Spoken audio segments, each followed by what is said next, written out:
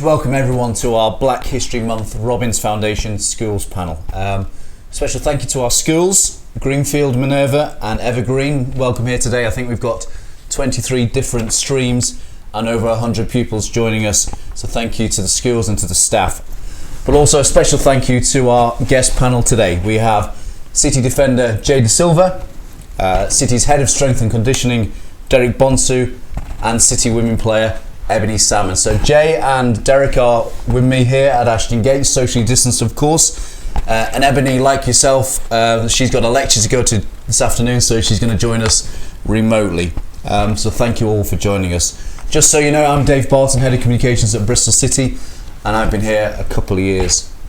We've all had our different journeys here, but we thought it'd be good to hear from Ebony, Jay and Derrick about how they got involved in football and ending up at BS3. Jay, this is your third season at Bristol City. Just give us a small bit of background about your career. So I started off at Luton Town Football Club. That's where I'm from originally. And I signed for Chelsea at the age of 14. And I was there at Chelsea up until the start of this season. I signed permanently here at Bristol City. You won a couple of FA Youth medals, and also I think you were captain of England under-19s that won the European tournament as well. Those must have been really good experiences for a young person. Yeah, some very good experiences as a young person coming through academies and learning the game of football. Derrick, I think you've been at City longer than any of us. You make sure Jay and his teammates are fighting fit when they go out here on the grass at Ashton Gate. How did you get involved in fitness and football? Yeah, so I went to uni. I wasn't as good as Jay to make it as a professional, so I went to college, studied, went to uni, did a undergrad in sports science, did a master's, and I worked in rugby first, and then an opportunity came up to work for Bristol City. I think it was 2014, so I joined June 2014, 15 season. That was the season that we got promoted, and we won the Johnson Paint Trophy. So we won a double that season. So I've been there this is my 7th season. Yeah. Seen a lot of players and a lot of managers come and go. Yeah, seen a lot, and it's been a good, enjoyable experience. Jay, a good one? Yeah, he's all right, man. He's one of the guys I don't have too much trouble with. Great, so thank you. Ebony, thank you for joining us. I think you joined in the summer of 2019 from Manchester United. You were Bristol City's top goal scorer last season. How did you get involved in football, and how did you come to be at Bristol City? I started off playing for a boys team at quite a young age, and I was playing for a boys team for around 8 years. And then when I was 14, I joined Aston Villa. I played for Aston Villa's academy for 4 years, and that's when I moved to Man United. I was at Man United for 1 season, and then that's when I came to Bristol 2 years ago. Great stuff. And how are you finding working with Tanya and the other players? Yeah, it's really good. This season we obviously haven't got off to the best of starts, but I think for me as a young player, I'm getting what I need here, getting minutes and developing as a player. So it's good for me, and hopefully we can turn things around. Brilliant. Okay, now there's a little bit of potted history of our panellists. So now for the interesting part, we have some questions from our schools. So the first question is from Ranu at Minerva. Ranu, are you kind of so brave enough to ask the question here? Go on then, Manu. Yes, this is for Jay Dasilva. When did you decide to start playing football? That was a question for Jay, I think, was when did you start to play? Hi, Ranu. I first started playing for a proper team when I was about 6 years old. But for as long as I can remember, I've always been playing football. I've got 4 brothers, luckily, so we all used to play together when we were kids. Where do you come in? The 4 of them, are you the youngest or? Middle. I've got 2 older brothers and 2 younger brothers. So right, okay. Right so in the middle. there's a bit of pressure there to play, is there? Yeah, a little bit. Brilliant. Thank you, Randy, for that question. Maisie from Minerva's got a question for Ebony. My question is, who inspired you to become a footballer? Become a footballer, Ebony? Yeah, so I've got two older brothers who both played. So yeah, I was always around it. I didn't really have a choice, to be honest. And then yeah, I enjoyed it, so that's how I started playing. Did you play any other sports, Ebony? Not really properly. Like at school, I would do everything, but football was the sport that I always wanted to play the most. I've got a question from Godfred at Minerva. Godfred, do you want to ask Ebony a question? What is it like to be a footballer? What is it like to be a footballer? What are the best bits? What are the worst bits of being a footballer? I think obviously being a footballer is always what I've wanted to be, so being able to do it as a job is obviously amazing. Doing it every day, not having to do anything else, that's one good thing. And I think obviously the main bad thing is probably losing, because no one likes losing, but I guess that's a part of the game and everyone just has to deal with that. Yeah, I think you're right. I think the last two games, certainly for Bristol City, we've all experienced certainly last night, the agony of losing. Thank you, Minerva. Some great questions there. On to Greenfield. So, question from the Sun Bears class in Year 6 at Greenfield, and this is a question for Derek. Who's going to ask the question from the Sun Bears class? I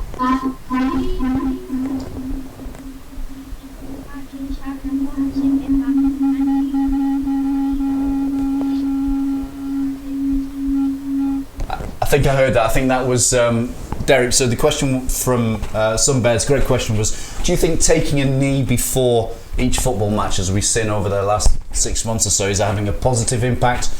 And do you think we should do it for our local teams as well? Yeah, I think it's a really good question. I think it has had a positive impact because I think it's brought an awareness, and a lot of conversation has started. It's showed us what's happening in America in terms of police brutality and injustices that we have here, in the UK. So conversations that probably we wouldn't have had previously are starting to take place.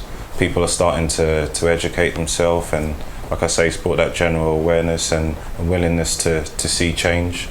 And I think we're at a pivotal moment, right about now, where that we should be moving towards seeing change. I think as well, in terms of should we do it in local football? I think it's a great question. I think it's a question that maybe I should ask, the young people who are asking the question now, because actually what happened with the footballers in the Premier League and the Championship, they came to a decision to make. I think you guys should ask yourself, actually, what is it that you can do to create change? I think maybe you guys should come together, talk and say, actually, what can we do? This is what we're seeing footballers do across the country. What can we do as young people? Because you might not think it, but you guys are the future, innit? You guys can shape the world, you can shape your communities, and you guys can create change as well. Don't discount yourself at all. I think something like that, as you said, opens up a discussion. And obviously there are differences of opinion on whether it should be mandatory, whether it should be voluntary.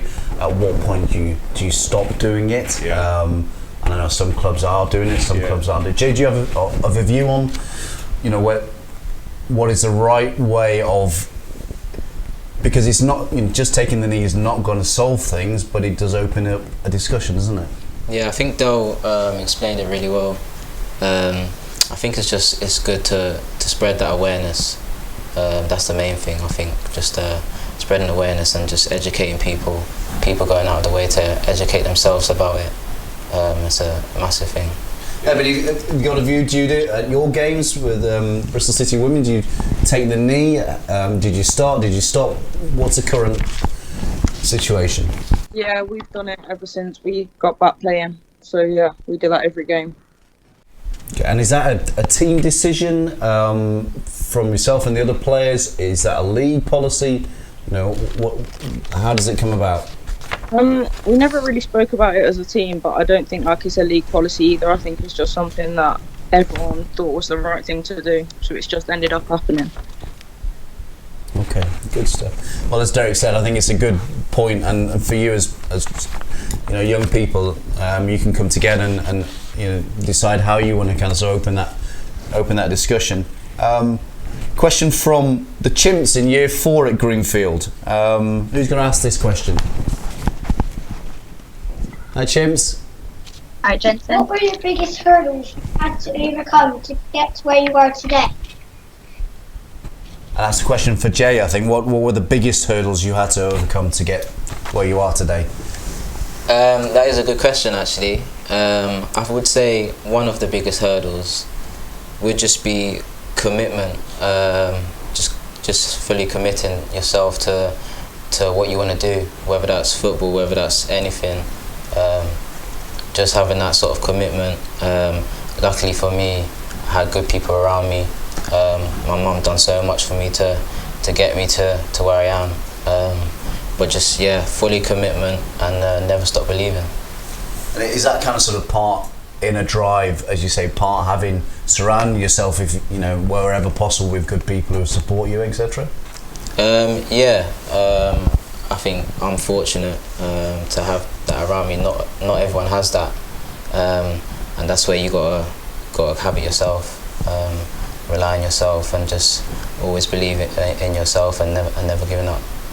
Derek, you've come across a lot of athletes in your time, a lot of people who are very driven, a lot of people who don't make it as well. Kind of to what Jay say about commitment, about surrounding yourself with good people, making right decisions. Kind of what's your view on how to succeed, as whether it's in football or anything really? Yeah, I think like Jay touched on it there about being driven, just being fully committed to the process and being able to see it out. And I think as well, it's really important, like how Jay said, to have a good support network around you. Like Jay's got he's got his brothers, he's got his mum as well, who's invested so much into him to see him reach his aspirations and goals. I guess it's a collective, and that good people, good friends, and good family, and you as an individual being fully committed to the process, because there'll be a lot of individuals who are very talented, but what makes a difference is somebody who's fully committed, driven, and is willing to give 110%. And that goes for anything that you do in your life and your career, whether you're a footballer, whether just whatever, and or even like in my role as a strength and conditioning coach, you willing to go the extra mile to set yourself apart from the next person who also wants it. I think that brings us on to a question for Ebony from the Chimps, Year 4. Part you have to help to achieve your dream. So it was a question for Ebony, I think, which was, what support do you have, or did you have, to help you achieve your dream? Yeah, I think like Jay, really, I've had like really strong support from my family. Like, I wouldn't be where I was today without what my family have done for me, especially my mum and dad. Like, when I was younger, they used to take me everywhere, buy me everything that I needed, travel with me to away games, home games, whenever I needed to do with football, really, I got it from them. So without that support around me, I wouldn't have been able to get to where I was today, really. Okay. Have we got the koalas on the call here? Yeah. Question for the koalas for Derek. Have you ever experienced any racism? And if so, how did you deal with that? Yeah, unfortunately, I have had incidents where I've dealt with racism, and I think I think the best ways that I've dealt with them, just to communicate, like really, if I've been unhappy about how somebody's spoken to me, just communicate and just make myself clear, so I don't have any regrets, that if I don't say anything, that I'm saying to myself, I wish I would have said something. Just make sure I'm clear, direct, and I communicate in the best way possible, because someone might have made a mistake or just said the wrong thing, but just communicate that didn't, I wasn't happy about what was said, or let the person know just how that made me feel. Just make them aware, and actually it gives them an opportunity to learn from what they've said to me or what they've done. That's not an easy thing to do, though, is it? And certainly for young people. And you and I are slightly older than. And if I'm really honest, it's something that I've had to learn to do, because when I was young and maybe like your age, I used to get really upset if like I remember playing football and that happened to me, and I remember getting really upset and going home and telling my parents, and it does hurt you and it does get you down, but make sure you speak to someone as well. Make sure you, like your parents or like your teacher, like let somebody know that this is how somebody's spoken to you, and hopefully you can go about the right way to solve the issue and the problem. I suppose it's like anything, you really got to talk about things to work that through. Jay, you had an experience last season, I think, where on social media you were racially abused. How did that make you feel? What was your response? What would be your advice to young people if that happens? Unfortunately I had to quite recently deal with something like that, and it still makes me feel very upset, even angry at times. But like Del said, I would just say make sure you spread awareness, make sure you tell someone, tell a teacher, tell your parents, because it's not right. It's not right for someone to talk to you like that in that sort of manner, and to make you feel upset. So I would say make sure you let someone know. Thank you, Jay. Question for the Koalas. From the Koalas at year 3, around the sad case of George Floyd, who died in May 2020. Over to you, the Koalas. How did you feel when George Floyd died? Derek, do you just want to kind of pick that one up? It's obviously a tragic situation. It was. If I'm honest, it was deeply upsetting to see a man's life like taken in that way. I think if I'm honest, it did really hurt, because unfortunately it's something that it's become all too familiar with us, like seeing black men and black women's life being taken in that way, and the hatred that was shown towards him, and the fact that there wasn't any remorse in the situation, unfortunately, from the police officers who took his life. So it was deeply upsetting. I think about his children. I'm a father. I got 3 kids. I feel like, what if that was myself in that situation?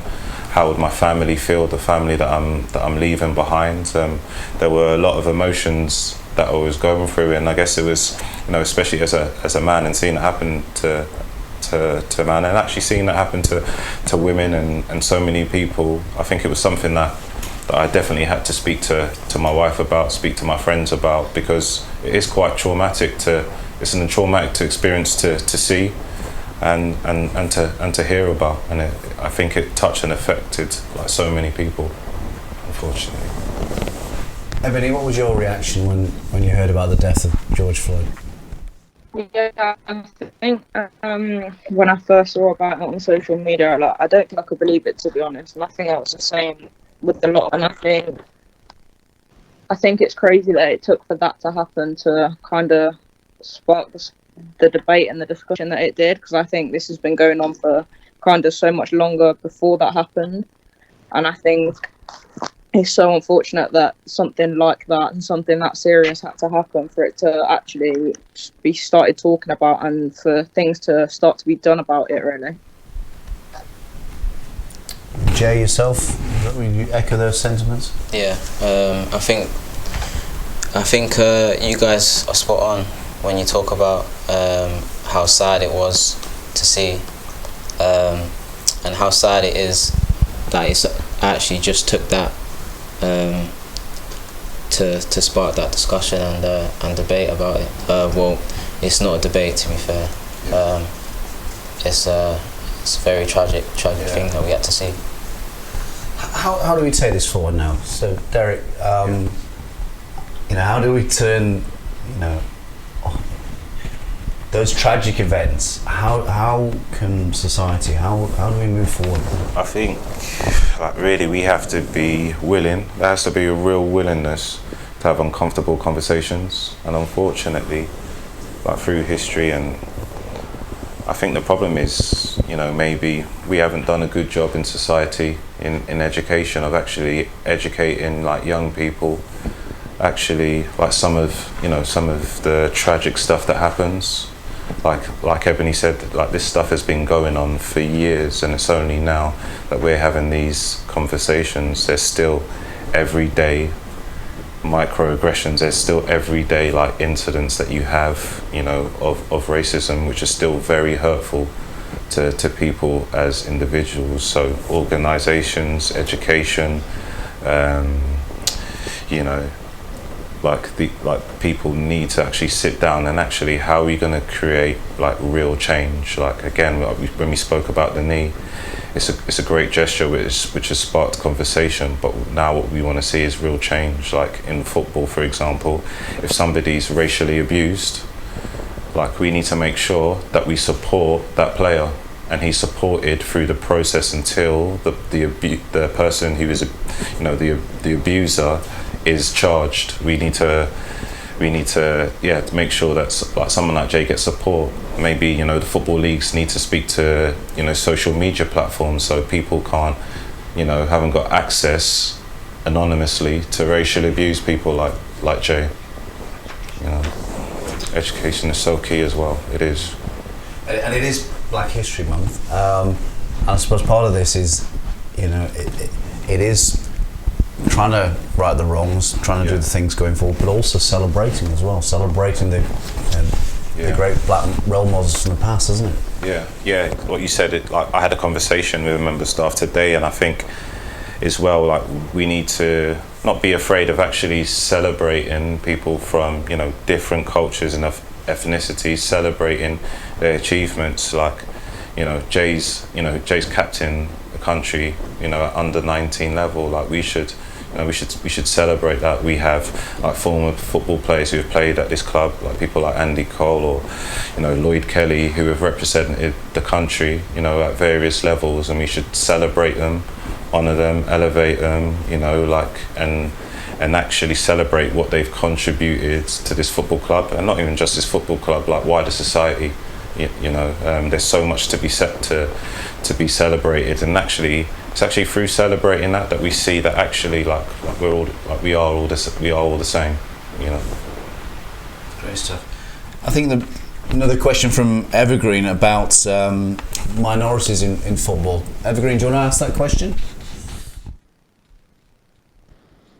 Hello. Hang on a second. Just go down. That's it. How do you deal with racist incidents? So I think the question was, how does football deal with racist incidents? Does it deal with them well? Jay, kind of, sort of, you're a footballer. You see racist incidents in the media. You've been sadly the subject yourself. Does football do it well? In dealing with those, should it do better? What should be done, really? In football, if there is an incident, it is reported as soon as possible. There is a platform to support you, especially at this club, Bristol City. There's a lot of support in the game for you. I think is something that there is a good support, but it can always get better. I think it's something that's just not right, and can always be a better support to make sure that this never happens again. Ebony, just throw it to you. I mean, have you ever experienced racism within football? If you had, was it dealt with in the correct manner? Personally, I've never experienced anything, but I've seen a few incidents where things have happened and racism has occurred, and I think in both of those incidents that I've seen, it has been dealt with well.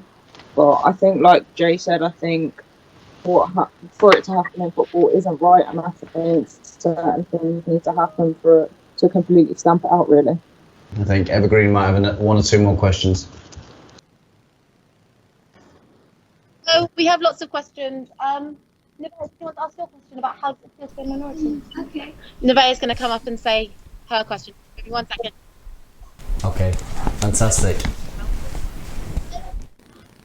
Put it down. How does it feel to be a minority? So I think the question was, how does it feel to be a minority in football?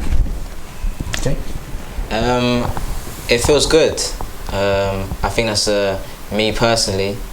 It feels great to be a part of, you say, a minority in football. It's always getting better as well. There's so much talent, especially coming out of England. A lot of young kids, boys and girls, a load of multiracial talent coming through. So it feels great. It's always getting better. It's something that when you see, for me growing up, seeing that is always a positive thing, and it lets me know that I can follow my dreams and be there as well.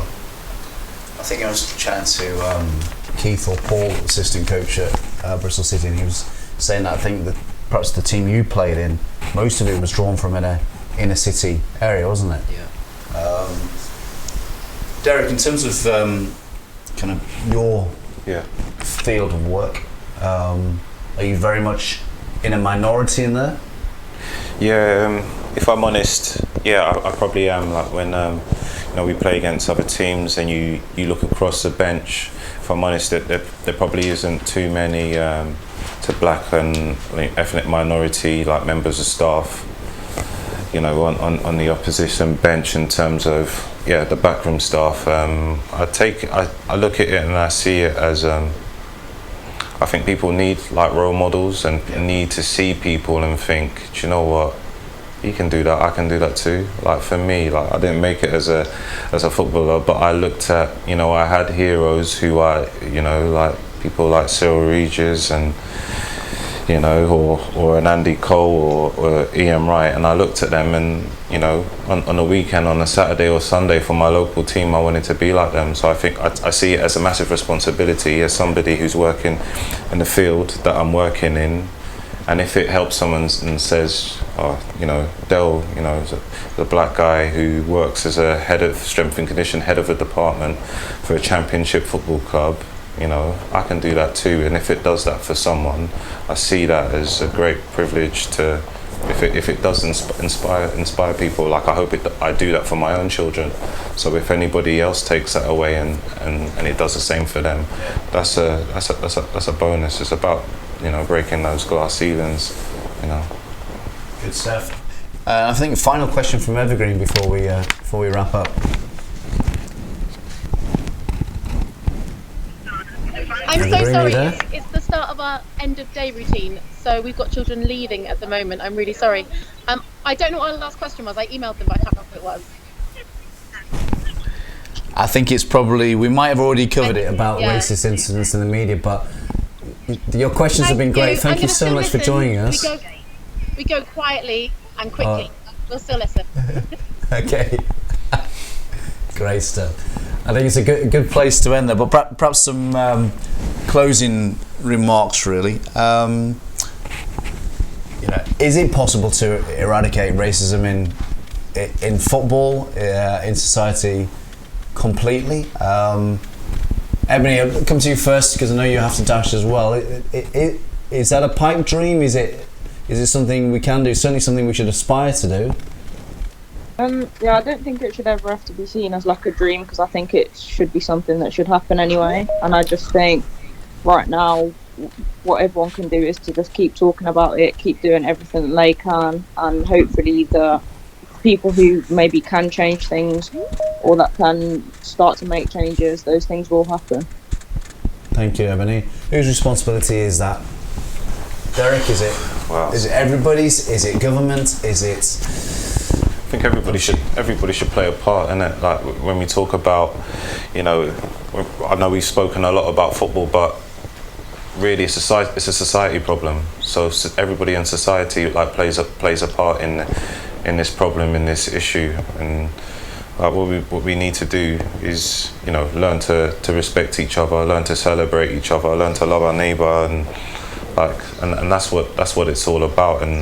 But there needs to be a willingness. Yeah, there needs to be a willingness from the government. There needs to be a willingness from the education system, like to, you know, like how can we best eradicate this problem? We may not fully, but we need to pursue change. Like, why not? We're talking about basic human rights, you know, like for everyone. Isn't that what we should all want and aspire to? Jay, you agree with that now? Yeah, definitely. It's something that should happen. It's something that we can all contribute to, and I hope you kids that are in this lesson are listening closely and taking on board what's being said and just knowing right from wrong. And I think that's the message to the young people here. You know, what can they do in their classrooms is that about listening and learning and listening, you know, throughout not just Black History Month, but throughout the year. I think you've just said that, and it's got to be something throughout the year. And like I said, like like the young people are involved in this as much as anyone else. You know, come together, ask, all right, then what can we do? The footballers are taking a knee. What can we do ourselves to create change? What questions can we be asking our teachers? Can we be asking our teachers? Can we learn about other countries? Can we learn about other parts of history of this country which doesn't get taught? You know, that's part of getting to the root of learning about everybody, understanding, like, you know, we're all people. Do you know what I mean? Who should be treated with respect. You young people as much as a role as anybody, because you're the future. Yeah. Great stuff. Well, thank you everyone today. Thank you to Jay and to Derek and Ebony. Thank you so much for joining us, but also especially to our schools. Really, some great questions there for Black History Month. Have a good day, everybody.